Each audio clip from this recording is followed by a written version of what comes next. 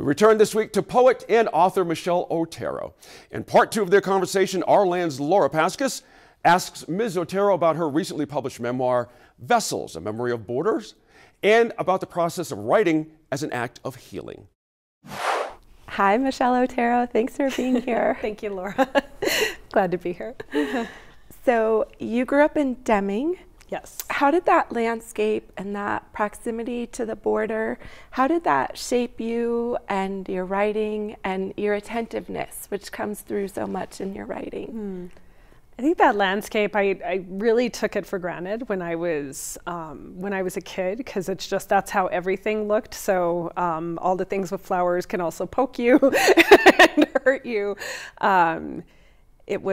I just remember how hard my parents tried to grow grass, like for years, and they tried everything. They would do like sod or then manure or, and it really wasn't, I'm kind of glad we didn't have the internet then, because I didn't know, there was a lot I didn't know about this whole aesthetic of like, you have to have a lush lawn and these huge trees. It just wasn't what I grew up with. So I actually really appreciate being in spaces where you can see the sky, where things that are beautiful have protection around them, where you kind of know your place in the world. You know, when you grow up in that landscape, I think, and this one too, you realize like you're a teeny tiny part of it and not the center. And I think that shows up a lot in my writing. I don't know if I had a real concept of like the border, like the international border, because there was so much,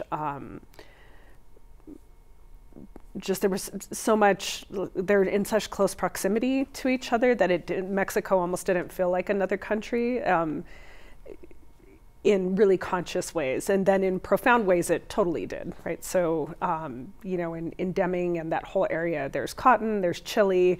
Most of the people picking that are from Mexico. And so I just remember seeing like school buses with, I don't know if it's in this book or something else I wrote, of almost like a sad baseball team, like going out to these fields and picking. And I had an idea that was really hard, backbreaking work. And then also, because I didn't grow up speaking Spanish, there was a way that border did feel like a divider. I thought, you know, maybe I'll learn Spanish. It'll be like my period. Like when I get my period, I'll gain the ability to speak Spanish. So, you know, so in that sense, it was, you know, I was pressed right up against it, and then also very separate from it, just in terms of like language. And then also, as I've gotten older, I think the privileges, like the stark contrast between what it means to have US citizenship and what it means to not have that, especially if you're from Mexico, has just become more and more pronounced as I've become more conscious too. I was wondering if you could read a short passage on page 158. This is someone who's giving you some advice. Would you start with Alma said? Alma said, "Your mind is like a river, and each trauma pollutes the river. When you retell the trauma, you take the junk out so the water can flow again. You turn full-color memories to black and white, so it's like a picture you're seeing instead of a movie you keep reliving." Given the work that you do and the things that you think about and write about, how do we best process trauma on our bodies? I think the writing process actually really parallels the healing process, where initially we just like spit out, you know, whatever that process is, like as many words as we can, especially for writing. Well, I'm most familiar with creative nonfiction and poetry, but I think if you're doing any form of writing that is about just getting the story out. And I think early in a therapeutic process, it might be like everything is so jumbled that it's just words and maybe they feel disconnected. And then there's the process of going back and making meaning of those things. So in the writing process, I have, you know, I don't know how many drafts of this book I went through. You know, said it took me 18 years to write, so many, many, many words that actually aren't in this book. And I think that's true of like a healing process as well, where you go back and you layer on meaning, you shape things, and then eventually you incorporate that meaning back into the larger story of your life. So I think that there are ways to do that that are with somebody like Alma, who's the therapist in this book and was so helpful to me. It's not her real name, but where she really accompanied me on a specific process about like going back into traumatic memories and holding them up and giving me the ability to be in both like hemispheres of my brain at the same time. So that instead of either just reporting the facts and being totally detached from emotion or being so much in my emotion and having no like structure, through our work together, I was able to kind of integrate those memories in a way that is part of the larger story of my life and not the story. And I think that's also true of writing. So Bell Hooks talked about, may she rest in peace, how for many communities, sometimes the only access that they have to a therapeutic process is through writing.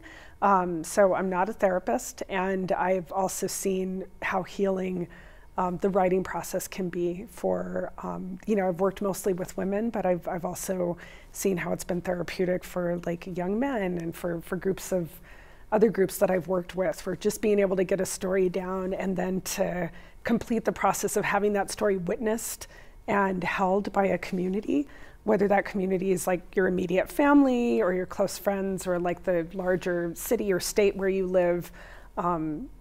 That for me really completes the whole process. Along those lines, are there lessons for us when we're trying to heal the traumas on landscapes, and what part might storytelling play there? I think for both the writing process and like individual healing and also landscape, it comes down to relationship. And so, when I was poet laureate, my project was all along the bosque. And so once a month I'd invite a poet to pick a spot in the bosque that they liked, and a poet whose work they wanted to celebrate. And it was all about kind of tricking people, either tricking people who loved the bosque into loving poetry, or tricking people who loved poetry into like loving the bosque.